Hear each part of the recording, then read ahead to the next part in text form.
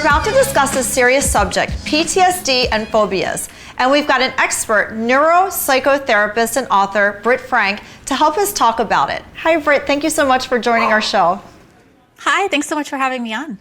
Can you give us a little bit about your background? So I've got my forward-facing background. I'm a licensed therapist. I'm a trauma specialist. I'm an author. And then my secret shamey background of I'm a recovering hot mess of a human being. And a lot of the things that I teach, I didn't learn about only in books. I had to live it. Oh, that's amazing. So do you specialize in phobias and PTSD, or what's your actual specialty for your practice?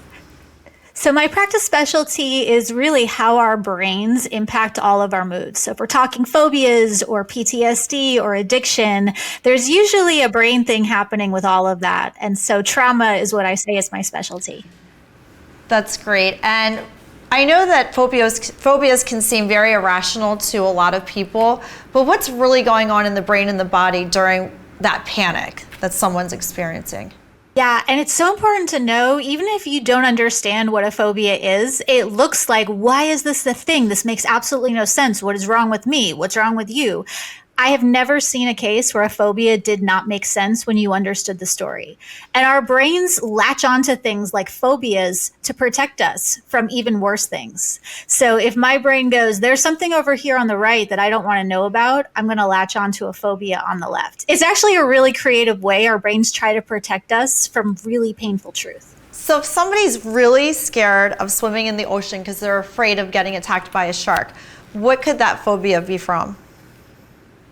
Well, one, it could just be a human thing. I don't like going in the ocean either. I've seen Jaws too many times, right. And I saw it early on. Yeah. And I'm really big on we don't need to hunt for trauma that might not be there. Sometimes brains just adapt, and it decided one day that we're just going to obsess about sharks. And for those situations, there's a type of therapy called exposure therapy that can be useful.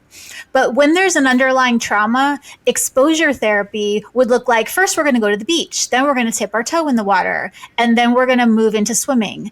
If there's trauma, solving the phobia doesn't solve the trauma. And so we also need to know maybe something happened and maybe we need to deal with an injury that's deeper than the fear. So in a situation like that, if you're starting in the ocean and you're dipping your foot in and then your toe in, and then you're going further into the ocean, are you putting these people in one of those like shark tanks? Well, I don't actually to really get over their therapy. To really get over their fear. I don't do that type of therapy, although that's a great idea. Someone somewhere listen and start a shark lab where we can dump people in. But it can be really, really dangerous when you're just exposing people to the thing they're afraid of without honoring there's a trauma here, maybe. Mm-hmm. Dental phobia is a great example. Often dental phobia isn't really afraid of the dentist. It's afraid of the powerlessness. You're lying there. There's somebody standing over you. Your mouth's open. Their hands are, doing weird things. And a lot of times that goes a lot deeper than just, I'm scared of getting a cavity filled. And my work is... Oh, go ahead. Sorry.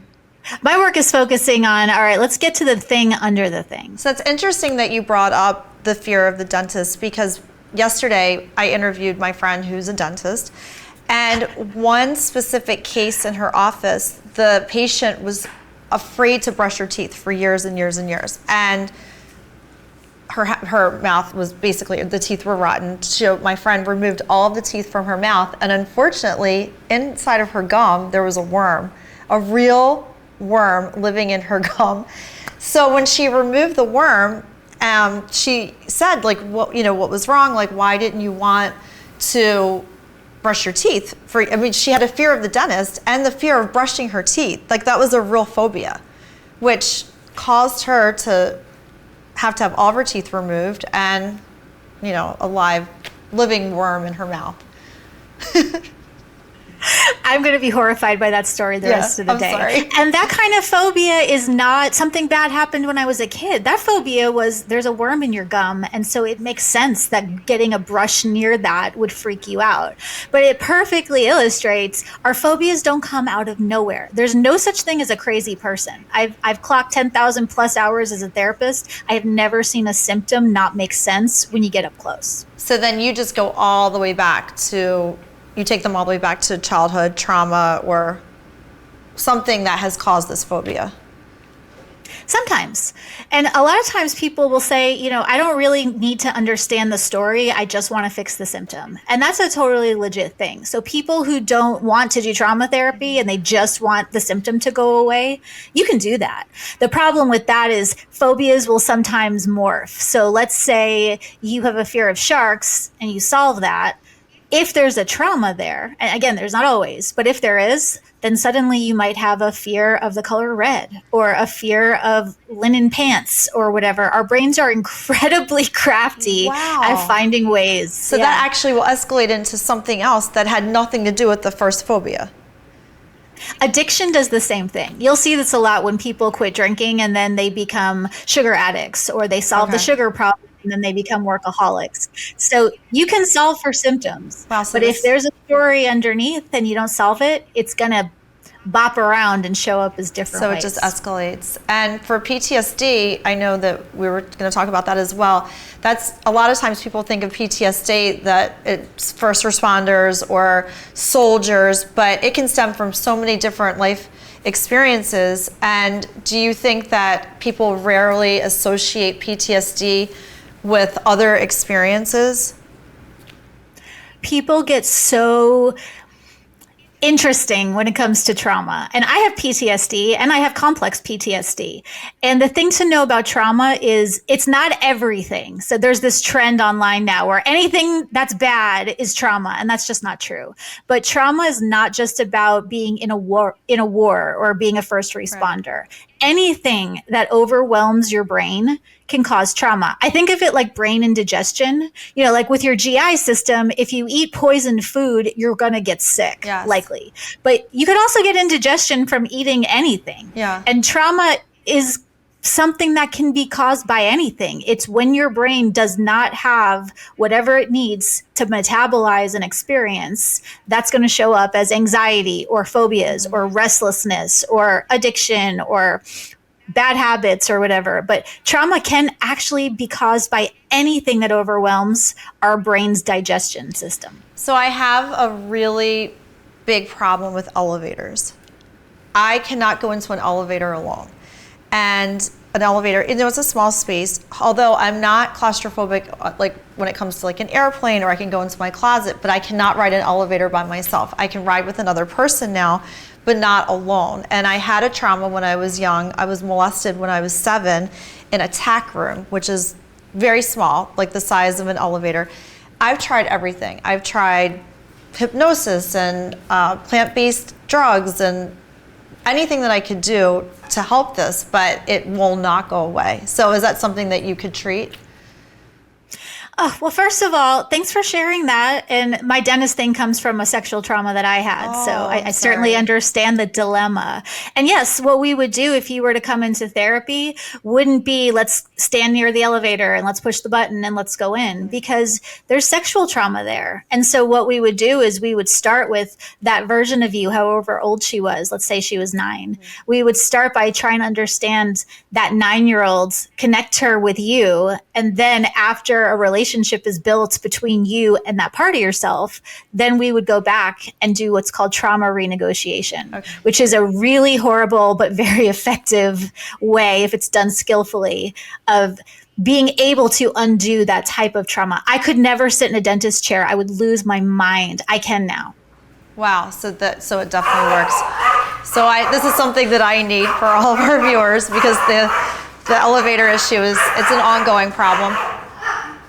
Sorry. So for all of our, we had noise. For all of our viewers, the elevator for me is an ongoing issue. And for anybody the audience who has some kind of trauma, it's probably a good idea to see somebody who's a trauma specialist or trauma therapist that can help you, because I know for me, like, this has been an ongoing issue for many, many years, and it's affected, my relationship, where I made my spouse walk 20 floors to avoid an elevator, and it takes away your freedom in a way. It totally takes away your freedom. And the thing that makes trauma worse is when we beat ourselves up. So I don't know if you did this, but I would certainly go, what's wrong with me that I can't just get to the dentist. I'm a grown woman. I need to just go get a cleaning. This is stupid. What's wrong with me? And when you do that, you release cortisol. Yeah. Anytime you yell at yourself, your brain is going to release stress hormones. That is then going to tell your brain, oh, the danger is even worse than I thought. Yes. So now we're going to really double down. And so the first thing you have to do with trauma is validate. Okay, elevators are hard. It makes sense. I get elevators are tough. Of course, elevators are tough. All right, what are our choices here? And sometimes your choices are grab a friend or a spouse, and this is just what we're doing today. Why walk? Why walk? If I'm alone, I'll walk. I live on the 19th floor, and I walk down every day. Like, I can't do it, but I wish that I could. So I think that I need help. So that's what I'm going to do. And help is available for those types of things. I avoided people, places, things for years. I have a long list of different traumas, and it's really helpful to know that you don't have to logic your way out or affirmation your way out. Thinking doesn't solve the problem, because if it did, we would all just tell ourselves, you're being irrational, stop. And that doesn't solve for it. This has been great. Thank you so much for coming on the show. And how can our viewers reach you? Thank you so much for having me. So you can find me on my website, brittfrank.com. You can find my books, The Science of Stuck and Align Your Mind, wherever you buy books. Thank you. This has been great. Thank you. If this topic intrigued you, then others might like it too. Share it and subscribe. Let's build our community. We'll be right back.